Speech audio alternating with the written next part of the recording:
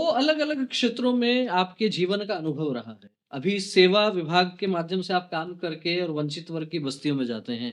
आपने जो अपनी नौकरी की सेवा काल जो आपका रहा, वो रहा सचिवालय में बड़े-बड़े अधिकारियों के बीच में। उन अधिकारियों के बीच में जब संघ की बात होती है, तो किस प्रकार का विचार आता है? और जो ये सेवा बस्तियों में जो बात होती है, इसमें किस प्रकार का विचार आता है? किस प्रकार का अंतर देखते हैं आप एक एलीट क्लास और एक सामान्य व्यक्तियों में? एलिट क्लास में सुपरफिशियल बात होती है और वो केवल अखबार में पढ़ी हुई, टीवी में आई हुई जानकारी के माध्यम से बातचीत करते हैं।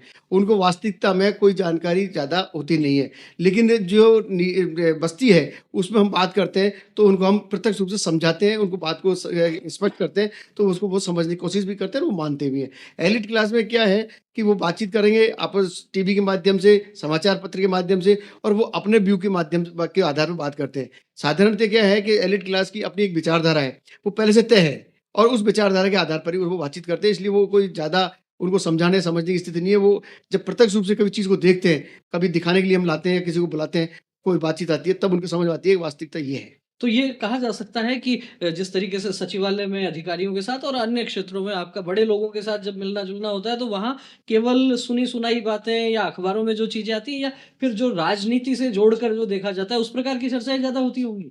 राजनीति के बेस पे ज़्यादा चर्चा होती है।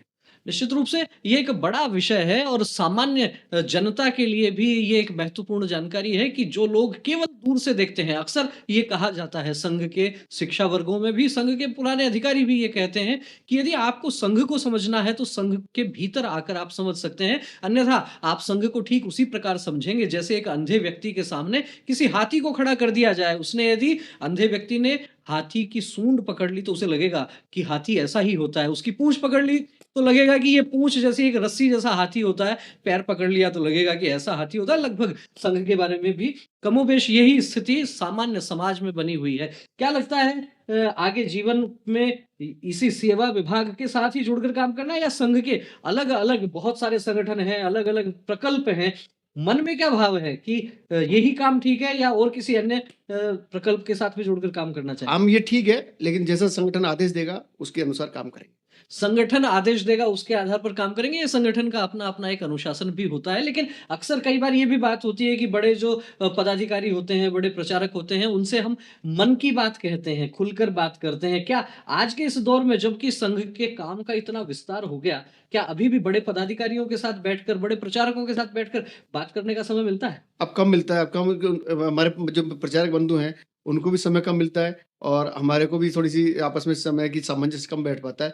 बाकी कभी-कभार मिलता है तो बातचीत करते हैं। अ, कितने वर्ष हो गए संघ से जुड़े हुए यदि एक अनुमान के हिसाब से जोड़ते हैं? 54 वर्ष। 54 वर्ष हो गए, तो 54 वर्ष पहले का संघ या कहें कि लगभग 5 दशक बीत गए, 50 वर्ष पहले का संघ और अब 2025 का संघ, क्या कुछ अंतर लगता है? पहले के संघ में व्यक्तिगत बातचीत और आत्मीयता का भाव थोड़ा ज़्यादा था।